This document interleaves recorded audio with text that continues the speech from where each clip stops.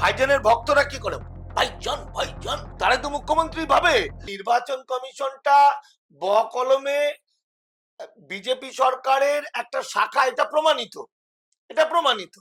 ফলত সেইখানের যে সম্পর্ক, সেই সম্পর্ক অনুযায়ী অফিসাররা কি করবে, অফিসাররা তো দাস, অফিসাররা কিছু রাজ্য সরকার অফিসার, কিন্তু ওই দিনগুলোর জন্য সেন্ট্রাল স্টাফ, তারা সব মানে বুঝবে না।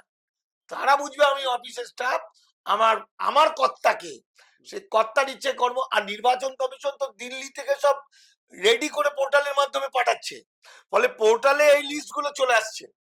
সেই লিস্ট গুলো এই আরোর কাছে আসছে, মানে জয়েন্ট ভিডিও ওই লিস্ট গুলো ভিডিওর কাছে পাঠাচ্ছে। আর নওশাদ সিদ্দিককে বলা হয়েছে যে আন্দোলন যাতে না করে, তুমি এই দিকটা দেখে নাও। না, আপনি নওশাদ সিদ্দিকীর বিরুদ্ধে আপনি কথা বলছেন, প্রশ্ন তুলছেন, তাহলে এনআরসি যখন হয়েছিল তখন এরা বা আরএসএস এর স্লিপার সেলস হিসাবে আপনারা গণ্য করছেন, কথা বলছেন, তারা তখন ময়দানে নামেন, তারা তো সবাই সংগঠিতভাবে আন্দোলন করতে সাহায্য করেছিল। ভালো করে বুঝতে হবে যে এনআরসি যে সময়টা হয়েছিল সেই সময়কার আব্বাস সিদ্দিকী ছিল, নওশাদ সিদ্দিকী কোনো ফিগারে ছিল না। আব্বাস সিদ্দিকী আমার বিশেষ শ্রদ্ধার বন্ধু মতো, তারাও এনআরসি আন্দোলনের অন্যতম, আমাদের দামাল বাংলা একসঙ্গে আমরা আন্দোলন করেছিলাম। ব্যক্তিগত জীবন আর রাজনৈতিক জীবন, আদর্শ নীতি দুটো আলাদা। আমি এবং সাংবাদিক সৌম্য একাধিক দিন আব্বাসের বাড়ি গিয়ে আইন বুঝিয়ে এসছি, কলকাতায় বুঝিয়েছি। নওশাদও আমাদের খুব ভাইয়ের মতো এখনো, কিন্তু তার সঙ্গে নীতি নৈতিকতার তো কোনো সম্পর্ক নেই। এই যে দেখুন আমার এই বইটা, এই বই প্রসঙ্গে কি আপনি প্রশ্ন করবেন কিছু? তাহলে আমি বলবো। অবশ্যই, যে আপনি যে হঠাৎ লিখলেন ভাইজান কেন, ভাইজান মুখ্যমন্ত্রী, হঠাৎ ভাইজানকে মুখ্যমন্ত্রী দেখতে চাইছেন? ভাইজানকে আমি বলতে চেয়েছি, একটি লোক, ভাইজানের ভক্তরা কি করে, ভাইজান ভাইজান, তারা তো মুখ্যমন্ত্রী ভাবে। তাহলে মুখ্যমন্ত্রী হওয়ার লোভে একটা মানুষ কত বড় অন্যায় করতে পারে। দেখুন, আমার রাজ্যের 80% ওয়াকফ সম্পত্তি চলে গেছে মসজিদ, মাজার, মক্তব, মাদ্রাসা, গোরস্থান। এবার যদি গোরস্থান না থাকে তাহলে কবর দিতে পারবে না, পোড়াতে হবে, তার মানে হিন্দু হতে হবে। তাহলে মসজিদই যদি না থাকে তাহলে ইসলামিক সংস্কৃতি থাকলো না, তাহলে সংখ্যালঘুটা থাকছে কোথা থেকে? তাহলে তো একবারই শেষ হয়ে যাবে, তাই তো? এই দেখুন, এই 15ই এই মামলার যে শেষ রায়, 15ই সেপ্টেম্বর যে ওয়াকফ মামলার, সেই মামলায় 73টা মামলাকে খারিজ করে দিয়েছে সুপ্রিম কোর্ট। সেখানে মাহমুদ মাদানি, সৈয়দ সাদাতুল্লাহ হুসাইনিরা বলছে 4 লক্ষ ওয়াকফ সম্পত্তি ধ্বংসের পথে, যেগুলো ওয়াকফ বা ইউজার ছিল। 1,20,000 মসজিদ, 1.5 লক্ষ কবরস্থান। দেখুন, আবার দেখুন, সুপ্রিম কোর্টের বিখ্যাত অ্যাডভোকেট মাহমুদ প্রাচা বলছে, এটা মাহমুদ প্রাচার ছবি, তিনি বলছেন যে দেখুন, কিন্তু সবচেয়ে মারাত্মক হচ্ছে কতিপয় নিমকারা মুসলিম নেতা ওয়াকফ মামলায় মুসলিমদের হেরে যাওয়াটাকে নিজেদের জয় বলে প্রচার করেছেন। ওনার কথা আবার আসলটা দেখাবো, বললে তো হবে না, যাতে মুসলমানরা নিজেরা নিজেদের আল্লাহর সম্পত্তি রক্ষার চেষ্টা না করে ঘুমিয়ে পড়ে। আর এইসব মুসলমান নেতারাই আরএসএস এর স্লিপার ছেলের লোক, তো মুখে যা বললো। কিন্তু এইটা আবার নওশাদ সিদ্দিকী কি বললো, আমরা জিতে গেছি। নওশাদ ঘনিষ্ঠ ফিরদৌস শামীম, সে এমন ভাবে বললো মুসলমানরা জিতে গেছে, তাহলে মুসলমানরা ঘুমিয়ে পড়লো। তাহলে এবার আসুন সুপ্রিম কোর্টের জাজমেন্ট দেখে নিন। এই সুপ্রিম কোর্টের জাজমেন্টে কি বলে দিচ্ছে, যে reject in the totality of the circumstances we did not find that any case is made out to stay the provision of the entire statute, the prayer for the সবটা reject করে দিয়েছে। তো আমি তো ডকুমেন্ট দেখিয়ে বলছি। কিন্তু আপনি ওয়াকফ আন্দোলনের কথা বলছেন, ওয়াকফ অল ওভার ইন্ডিয়াতে হয়েছিল ওয়াকফ আন্দোলনটা, তো শুধু বাংলার ক্ষেত্রে বললো যে জিতে গেছে আপনারা বসে যান, তো ইন্ডিয়া, অল ওভার ইন্ডিয়া, তাহলে মানুষগুলো কার কথা শুনবে? অল ওভার ইন্ডিয়ার যে বিখ্যাত লোকেরা, এইখানে আমি ছবি দিয়ে দিয়েছি কারা কারা এই আইনটা মেনে নিয়েছে। এই আইনটা তো মেনে নিল ভারতবর্ষের বিখ্যাত মুসলমান নেতারা। এইখানে আমার ছবি দেওয়া আছে কে কে মেনে নিয়েছে। আপনি তাদের মুখ চোখ দেখে চমকে যাবেন যে এত বিখ্যাত লোক তারা সব মেনে নিল। এখানে আমার আছে, বইটার মধ্যে পাবেন। এবার এই দেখুন, দেখে নিন, ক্যামেরাটা একবার দেখুন, দেখে নিন। আসাদুদ্দিন ওয়েসি সাহেব সহ ভারতবর্ষের তাবর তাবর মুসলমান নেতারা মেনে নিয়েছে, জনগণকে জানায়নি। এবার মেনে নিয়েছে কেন, এটা একটা প্রশ্ন, যে এরা কি পাগল মেনে নিল জনগণকে ঠকিয়ে? না, পাগল না, এরা হলো সায়না চালাক, সেয়ানা ঘুঘু। তার কারণ হচ্ছে এদের ঘুষ দেওয়া হয়েছে প্রধানমন্ত্রীর তরফ থেকে ওয়াকফ দখলদারদের বিশেষ পুরস্কার। এই তো বিশেষ পুরস্কারটা আমি বলছি কি করে, এই তো ডকুমেন্ট, এই তো ডকুমেন্ট। বিশেষ পুরস্কার মানে হচ্ছে এইখানে ওয়াকফ সম্পত্তি কেউ দখল করতে পারবে না, দখল করলে জেল জরিমানা হবে, যারা দখল করেছে সেটা আদায় করা হবে, সেটার জন্যই তো আইন, লোকে জানে। কিন্তু এখানে বলা হলো যারা 12 বছর দখল করেছে, কারা দখল করেছে বেশি?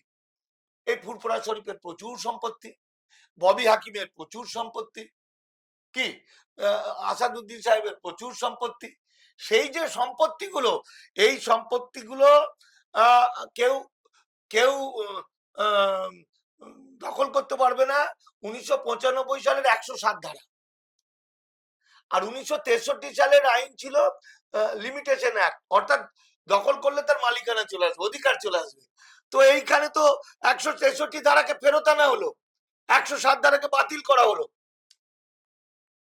107 ধারাকে বাতিল করে দিয়ে হলো, দিয়ে 1966-63 আইন চলে এলো। তার মানে আর এদের বিরুদ্ধে কেউ মামলা করতে পারবে না যারা দখল করেছে, এবং ওই সম্পত্তির মালিক তারা, মানে অধিকার হয়ে গেল তার। তাহলে তারা তারা কি সবাই বিপ্লবী নাকি? তারা কি দেশপ্রেমিক? দেখুন ভাই, 1200 বছর ধরে যে ইসলাম সংস্কৃতি তৈরি হয়েছে, সেই সময় বিশ্বনবী হযরত মুহাম্মদের বাণী তৌহিদিবাদ প্রচার হচ্ছে সারা পৃথিবীতে। ভারতবর্ষে এসেছে ইখতিয়ার উদ্দিন মোহাম্মদ বিন বখতিয়ার খিলজির ধরে। সেই সময় নদী পথে যে ব্যবসা বাণিজ্যরা আসতো আরবিয়ানরা, সেই আরবিয়ানদের জাহাজে আমাদের মুসলিম সাধু সন্তরা চলে আসতো। তখন ভারতবর্ষের প্রচন্ড অত্যাচার ছিল, এরকম আরএসএস এর মতো ব্রাহ্মণ্যবাদীদের। 7000 রকম ভাগে বিভক্ত ছিল আমরা, তাই তো? এবং সেই সময় আমি শেষটা বলে নি, সেই সময় যে এরা এলো, সেই লোকগুলোর যে জেনারেশন ছিল, তাদের বংশধররা, যেমন যেমন কাজী নজরুল ইসলাম, সেই বংশধরদের স্যালুট জানায়। কিন্তু তাদেরই রক্তের সবাই তার ভালো নয়, তার মধ্যে এখন তো ধান্দাবাজ তৈরি হয়ে গেল। আপনি বলতে চান ভারতবর্ষে যত মুসলিম লিডার আছে সবাই বিজেপির সঙ্গে যুক্ত? ভারতবর্ষের ধর্মান্তরিত মুসলমানদেরকে ঘৃণা করে ওরা, এফেক্ট হয়ে গেল ধর্মান্তরিত মুসলমান। যে মুসলমানদের অরিজিন হচ্ছে আরব দুনিয়া, যারা কাশ্মীরের ব্রাহ্মণদের সঙ্গে মুসলমানদের সঙ্গে ব্রাহ্মণের বিয়ে হয়, এবং যত আমাদের মুঘল আমল থেকে শুরু করে যত ঐতিহাসিক যুগে মুসলমান সম্রাটরা যত বড় বড় পদ অফিসার ছিল, আরব দুনিয়ায় আসা মুসলমানরা। মমতা ব্যানার্জি যে সমস্ত মুসলমানদেরকে বেশি সম্মানিত করে, আরব দুনিয়ার মুসলমান বেশিরভাগ। ধর্মান্তরিত কজন? ফলে ধর্মান্তরিত মুসলমানরা শেষ, আর আরব দুনিয়া। আপনার পুরো দোষারোপটা ধর্মান্তরিত আর অরিজিনাল এই দুটোর মধ্যে। আবার মজা আছে, অরিজিনাল যারা, যারা অরিজিনাল তো ধর্মান্তরিতরাই অরিজিনাল। কেন অরিজিনাল? কেন? এই প্রসঙ্গে আমি বলি একটা ইন্টারেস্টিং কথা। হরিচাঁদ গুরুচাঁদ ঠাকুর মতুয়াদের প্রতিষ্ঠাতা, হরিচাঁদ ঠাকুর প্রতিষ্ঠাতা মতুয়া ধর্মে বা মতুয়া গোষ্ঠী। ওনাদের ব্রাহ্মণ্যবাদীরা স্কুলে পড়তে দেয়নি, গুরুচাঁদ ঠাকুর মক্তবে পড়াশোনা করেছেন, মুসলমান মাকে মা বলতেন। এবং হরিচাঁদ ঠাকুর বলেছেন আমি রক্তে থাকবো না, আমি ভক্তে থাকবো, আমি তো মরে যাব, কিন্তু আমার আদর্শ থাকবে আমার ভক্তের মধ্যে, আমার রক্তে থাকবে না। তো রক্তটাকে শান্তনু ঠাকুর বেঙ্গানি করে আজকে 98-90% বেশি মতুয়া উদ্বাস্তুদেরকে কৃতদাস বানিয়ে দিল, এসআইআর এ বেরিয়ে যাবে। কিন্তু অসংখ্য উদ্বাস্তু মতুয়া আছে যারা মতুয়া ধর্মাবলম্বী, এখনো আদর্শ মেনটেন করে চলেছে হরিচাঁদ গুরুচাঁদের, তারাই প্রকৃত ভক্ত।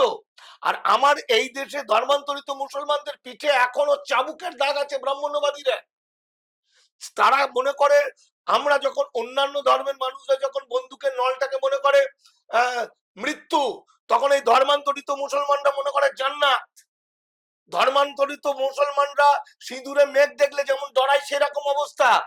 তারা জানে, তাদের বোকা বানিয়ে রেখেছে সেটা আলাদা জিনিস, কিন্তু তারা যখন জেনে যাবে, আর ওপার থেকে যারা এসেছে তাদের ওসব দায় কি আছে?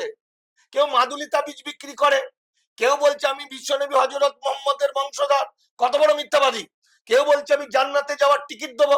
হ্যাঁ, তার মধ্যে কি ভালো মানুষ নেই? এই ফুরফুরা শরীফে যে অসাধারণ কত মানুষ আছে, কত মানবিক মানুষ আছে, ভাবা যাবে না।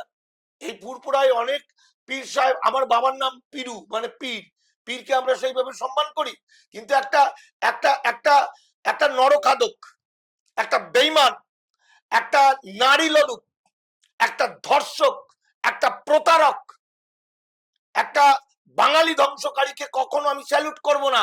সেটা সেটা পীরজাদা কি বলে আমাদের নওশাদ সিদ্দিকী, যে এতগুলো কিন্তু এর চেয়েও বেশি বলবো, এর চেয়েও বেশি বলবো যে আমরা বাংলা এবং বাঙালিকে বাঁচানোর জন্য জীবন উৎসর্গ করে দিয়েছি। যে কোনো সময় ফাঁসি হতে পারে, গুলি হতে পারে, মরে যেতে পারে।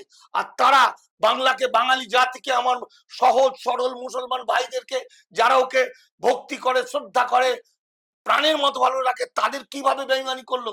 এই যে নট ইন্ডিয়ান সিটিজেন যারা হয়েছে, তাদের বাঁচার রাস্তা আছে? এক একজনা যদি মামলা করে 2 লাখ 4 লাখ টাকা খরচ হবে। দিচ্ছেন তো, এই যখন 28 তারিখে লিস্ট বেরোবে, যদি ধরেন যে এই যে লিস্ট আপনি দেখাচ্ছেন এটা পুরো মিথ্যে হয়ে গেল, এটা পুরো ফ্লপ, তখন আপনি কি বলবেন? তখন আমি বলবো যে আমার সেই সময় এই ডকুমেন্টের ভিত্তিতে আমি বলেছি, ওভারঅল আমার আমি যেমন এনআরসি সম্পর্কে 7 বছর ধরে যা বলেছি 100% মিলেছে। আমি যেমন ওয়াকআপ সম্পর্কে গত 2 বছর 1 বছর ধরে যা বলেছি 100% মিলেছে। এটা আমার মিলল না, আমি কান ধরছি, আমি ক্ষমা চাইছি। আমি নওশাদ সিদ্দিকীকে এই ইস্যুটাই ভুল বলেছি, আমি ক্ষমা চেয়ে নেবো। আমি আপনার বিরুদ্ধে তো মানহানির মামলা করব। আমি তো চাইছি মামলা হোক। মামলা হলে 5টা লোক জেনে যাবে। তার কারণ মামলা করার মতো একটা পয়েন্ট ওদের কাছে নেই।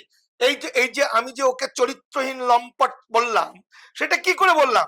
এই তো ডকুমেন্ট, এই তো ডকুমেন্ট, এই তো কোর্ট বলছে, কোর্ট বলছে বিয়ের প্রতিশ্রুতি দিয়ে সে একটি মেয়ের সঙ্গে সহবাস করেছে লাগাতার, তারপরে প্রতারণা করেছে। এমনকি তার বাচ্চাটাকে তার নৌসাদের লোকেরা কিডন্যাপ করতে গেছে, সেটাও সে বাধা দেয়নি। নওশাদের বাচ্চা আছে? ওই মেয়েটি ডিভোর্সি মেয়ে, যে মেয়েটার সঙ্গে ওর সম্পর্কের কথা ছিল। দেখো ভাই, একটা ছেলের সঙ্গে একটা মেয়ের সম্পর্ক হতেই পারে, এটা কোনো আশ্চর্য নেই, এটা স্বাভাবিক। কিন্তু এখানে নওশাদ ধর্মগুরু, তাই তো? তাহলে রাম রহিম বাবার সঙ্গে পার্থক্যটা কি থাকলো? এবং শুধু তাই নয়, এ প্রতারণা করেছে। এ রেজিস্ট্রি করার দিনগুলো আজকাল, কোর্ট যেহেতু বলছে, আপনি কোর্টের প্রমাণ দেখাচ্ছেন, তাহলে উনি তো বাইরে আছেন। হ্যাঁ, গল্পটা এখানে দেখে নিন। উনার, আমি যদি এরকম কেস হয়ে জেলে থাকতাম, উনি কোটি কোটি টাকা খরচ করে, পিছনে তো বিজেপি আছে, কারণ ওকে বাইরে না রাখতে পারলে বাংলাকে তো দখল করা যাবে না। দেখে নিন উকিল কে কে: বিকাশ রঞ্জন ভট্টাচার্য, রাজদীপ মজুমদার, ফিরদৌস শামীম, ময়ূক মুখার্জি, গোপা বিশ্বাস, এরকম করে করে 18 জন না কতজন উকিল। একটা সত্যিকে প্রমাণ করতে, কেউ যদি মিথ্যা করে বলে আমার সঙ্গে এরকম ব্যাপার, তাহলে 18টা উকিল লাগবে, 6 মাস লাগবে জামিন পেতে। জামিনটা তো কন্ডিশনাল, বাংলার বাইরে যেতে পারবে না, গেল বউবাজার থানায় পারমিশন নিতে হবে। টোটালটা চিট, টোটালটা চিট, এবং মুসলমান সমাজকে আজকে ও ভয়াবহ বিপদে ফেলে দিয়েছে। মুসলমানটা থাকবে কি করে? যদি মসজিদ, মাজার, মক্তব, গোরস্থান এসব চলে যায়, তাহলে সংস্কৃতিটাই তো চলে গেল। আমি একটা উদাহরণ দিচ্ছি, ওই যে ওয়াক 80% ধরুন চলে গেল, 20% তো বাঁচানো যেত। তো 20% বাঁচাতে গেলে অমিত পোর্টালে আবেদন করতে হবে।